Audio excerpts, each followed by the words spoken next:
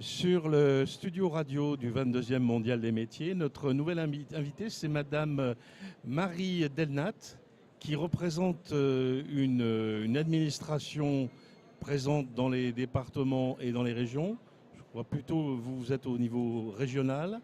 Et le sigle est très très long, mais on a l'habitude de le résumer par la formule jeunesse et sport. Mais exactement, quelle est l'appellation précise de cette administration? Alors, notre administration, donc, c'est la Direction régionale et départementale de la jeunesse, des sports et de la cohésion sociale d'Auvergne-Rhône-Alpes. Donc, l'acronyme est DRDJSCS. Donc, en effet, c'est un petit peu compliqué. Et on est situé sur le site de Lyon, puisqu'on est une administration qui est régionale, avec le chef-lieu, donc lyonnais. C'est une administration qui a de multiples compétences. Nous n'aborderons pas le volet cohésion sociale, puisque ce n'est pas votre domaine. Cohésion sociale, ça concerne surtout la vie associative. Alors la cohésion sociale, ça va concerner tous les métiers paramédicaux et sociaux. Et puis ça va également concerner tout ce qui concerne l'hébergement d'urgence en fait. Voilà. Oui. Alors vous êtes sur un des départements, enfin une des directions de cette administration qui est plus particulièrement chargée de quoi? Alors moi je suis donc inspectrice de la jeunesse et des sports. Je m'occupe en fait d'un service qui gère l'ensemble des diplômes d'État de notre ministère. Donc ça va être les diplômes en fait d'entraîneurs, d'éducateurs sportifs, d'animateurs ou par exemple un diplôme plus connu peut-être le BAFD, donc qui est un brevet d'aptitude aux fonctions de directeur pour travailler dans les centres de loisirs, dans les centres de vacances, dans les séjours, etc. Vous pouvez nous rappeler la hiérarchie des diplômes dans cette spécialité et nous préciser s'il y a une nouvelle appellation qui se substitue au DEFA? Oui, tout à fait. Alors, nous avons donc d'une part les brevets non professionnels qui sont donc le BAFA et le BAFD, donc qui sont des formations qui sont relativement courtes, qui vous permettent assez rapidement d'animer ou de diriger un accueil collectif de mineurs. Mais c'est non professionnel, c'est pas pour en faire son métier, c'est ce qu'on appelle de l'animation volontaire. Et puis, en parallèle à ces brevets, nous avons ce qu'on appelle les diplômes d'État.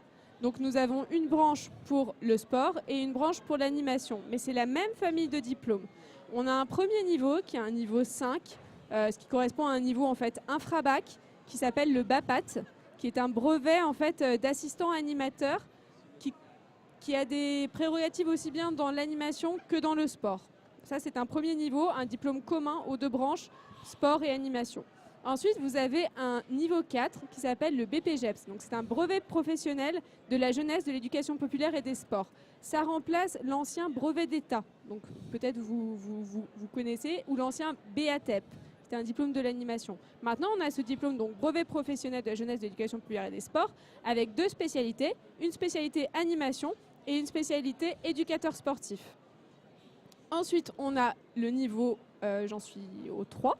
Niveau 3, donc le DEGEPS, qui est un diplôme d'État de la jeunesse, de l'éducation populaire et des sports. De la même manière, on a une spécialité animation, une spécialité sportive. Donc pour l'animation, c'est un diplôme en fait de coordinateur d'équipe. Et puis pour le sport, ça va être un diplôme d'entraîneur généralement, dans une discipline bien précise. Par exemple, un DEGEPS dressage en équitation, ça vous permet d'être entraîneur dans cette discipline-là précisément. Et puis ensuite, vous avez un dernier niveau qui est le niveau DES-GEPS. Donc c'est un diplôme d'État supérieur de la jeunesse, de l'éducation populaire et des sports. Encore une fois divisé en deux spécialités, une spécialité animation et une spécialité sportive. Au niveau animation, ça va être pour avoir des fonctions de directeur. Donc par exemple, directeur d'une MJC, directeur d'un centre social. D'un centre de loisirs, par exemple. Pour être directeur d'un centre de loisirs, c'est le niveau en dessous. C'est le niveau BPGEPS. C'est le deuxième niveau dont je vous ai parlé. D'accord ? Pour être le niveau DESGEP, c'est directeur aussi, mais c'est directeur de MJC, de centres sociaux, c'est beaucoup plus, c'est des structures beaucoup plus importantes qu'un centre, qu'un accueil collectif de mineurs, d'accord, avec beaucoup de responsabilités en termes de gestion, en termes de recrutement, comme une petite entreprise. Vous avez un droit de regard sur les cursus de formation ou bien les organisez-vous vous-même? Alors, nous, aujourd'hui, au niveau du ministère, on a des établissements publics qui organisent ces formations. Ils s'appellent les CREPS. C'est les centres de ressources, d'expertise et de performance sportive. Donc nous, sur la région Auvergne-Rhône-Alpes, on en a 2, plus une antenne. On en a un à Vichy, on en a un à Vallon-Pont d'Arc, et puis on a une antenne à Voiron, dans l'Isère. Mais bien sûr, ces CREPS ne peuvent pas couvrir l'ensemble des formations. Donc nous avons aussi une offre privée. Donc ce sont des organismes privés qui déposent auprès de nos services, donc de la direction régionale, une demande pour Le conventionnement, non? Alors c'est ce qu'on appelle une habilitation. C'est une habilitation. Ils déposent un dossier de demande d'habilitation. Nous, avec l'ensemble de l'équipe, on vérifie qu'ils ont la capacité technique, logistique et surtout pédagogique de délivrer ces formations en fait. Prenons un exemple. Un organisme qui est très connu, qui est très bien implanté en Rhône-Alpes et dont les gens qui en sont issus ont essaimé sur toute la région et dans nombre d'organismes, Léo Lagrange. Oui. Vous avez quel type de relation avec la Fédération Léo Lagrange? Alors, la Fédération Léo Lagrange a un organisme de formation qui lui est relié, qui s'appelle Campus Léo Lagrange. Et cet organisme de formation est habilité en effet par nos services pour diverses formations qu'il porte. Donc de mémoire, il porte un BAPAT, le premier niveau dont je vous ai parlé. Il porte également un BPGEPS et de mémoire, je crois qu'il porte aussi un DEGEPS. Si nous prenons un autre exemple, il y a des jeunes gens dans les radios associatives. Nous avons souvent l'occasion de faire des émissions en partenariat, des émissions qui sont des initiations des jeunes au monde de la radio. Et ils sont souvent encadrés par des jeunes qui ont à peu près entre 18 et 20 ans. Quel est le niveau, et rattaché à des centres de loisirs, quel est le niveau requis pour effectuer ce type de travail auprès de très jeunes publics? Pour être animateur? Voilà, les animateurs qui encadrent. Alors pour être animateur, vous avez deux voies. Soit l'animation, vous voulez en faire une activité accessoire ou supplémentaire, ou même pendant vos congés, parce que ça vous plaît, parce que vous êtes engagé, parce que vous souhaitez faire ça. Et là, vous passez par le BAFA principalement. C'est l'animation volontaire. Si vous souhaitez en faire votre métier vraiment à temps plein, alors là, il faut passer par le BPGEPS. Dans le BPGEPS, il faut choisir forcément la spécialité animation. Et au sein de cette spécialité animation, vous avez encore la possibilité de choisir 6 mentions différentes. Le loisir tout public, l'animation culturelle, l'animation sociale, l'éducation à l'environnement, les nouvelles technologies et l'activité du cirque. Ce qu'on appelait autrefois les colonies de vacances, les centres aérés, sont aussi dans votre champ de compétences? Alors, ce qu'on appelle, oui, les colonies de vacances, donc le terme de notre administration, c'est accueil collectif de mineurs. Voilà. Dans des lieux d'hébergement collectif, voilà, c'est ça. Qui sont certainement très surveillés de très près au regard de la sécurité. Oui, par exemple. tout à fait. Cette compétence-là, c'est une compétence qui est départementale. Donc nous, en tant que direction régionale et départementale, oui, on s'occupe aussi des accueils collectifs de mineurs uniquement pour le département du Rhône. Ensuite, les accueils collectifs de mineurs de chaque département sont gérés par chaque direction départementale. Si nous prenons des établissements qui sont très connus et qui sont les pivots de l'animation socioculturelle dans les villes, les MJC et les centres sociaux, les directeurs de ce type d'établissement ont une formation polyvalente de très haut niveau, incluant entre autres la gestion financière. Où peuvent-ils se former? Y a-t-il un lieu unique de formation, un centre de ressources qui leur délivre la formation complète? Alors, ça correspond du coup au dernier niveau de nos diplômes dont je vous ai parlé tout à l'heure. C'est un diplôme d'état supérieur de la jeunesse, des sports et l'éducation populaire. Et il y a à l'heure actuelle 3 organismes de formation sur la région Auvergne-Rhône-Alpes qui forment à ce métier. Les CREPS n'en font pas partie? Si, tout à fait. Il y a un DESGEPS, donc Direction de structure et de projet, qui est porté par le CREPS de Vichy. D'accord. On a un autre qui est porté par un institut de formation spécialisé dans les métiers de l'eau. Et puis un troisième organisme qui s'appelle l'ARFAT-SEMA, qui est situé sur Lyon.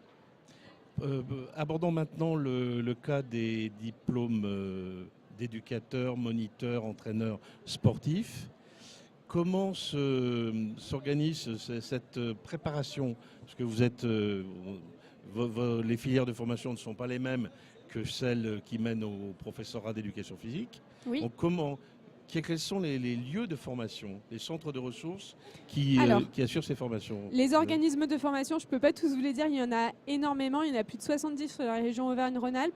Il y en a, il faut vérifier la liste, ce sont des organismes privés et publics, dont les CREPS, dont je vous parlais tout à l'heure, qui ont demandé l'habilitation pour une spécialité de diplôme d'éducateur sportif. Moniteur d'éducation, maître d'armes et entraîneur d'une équipe de football, ça se prépare au même endroit? Non, ça ne se prépare pas forcément au même endroit. Les organismes de formation choisissent une spécialité selon les compétences qu'ils ont en interne en termes de formateurs et ils font la demande en fonction.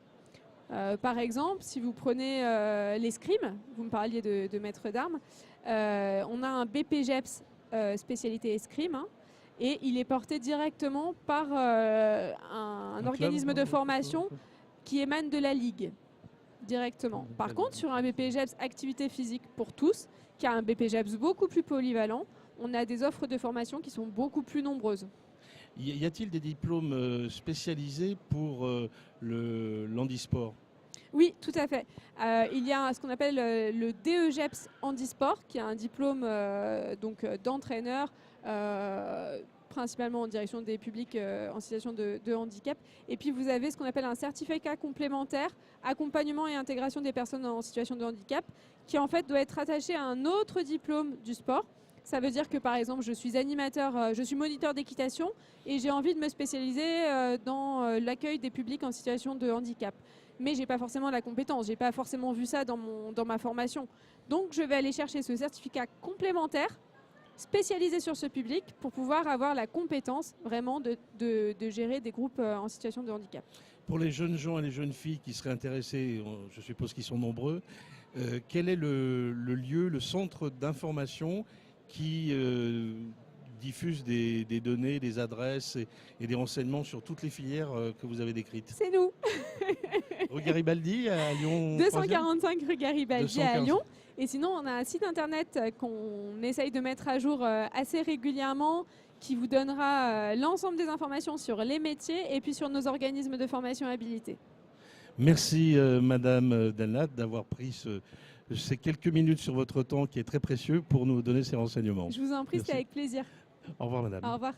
Le 22e mondial des métiers à Eurexpo du 1er au 4 février. Un salon pour découvrir les métiers d'aujourd'hui, de demain, l'emploi et les formations pour mieux choisir, construire ou reconstruire son parcours professionnel. Pour tout savoir, rendez-vous sur www.mondial-métier.com.